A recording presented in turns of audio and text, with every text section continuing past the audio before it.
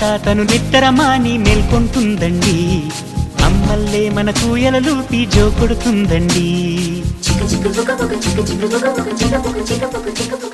సెలవులు తనకు వద్దంటూ స్నేహితులను మన కందిస్తూ అందరి భారం మోసేస్తూ కోరిన తీరం చేరుస్తూ మతమూపుల మన భేదం తనకు లేదంటుందండి.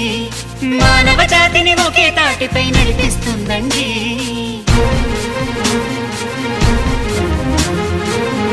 Chicka, chicka, chicka, chicka.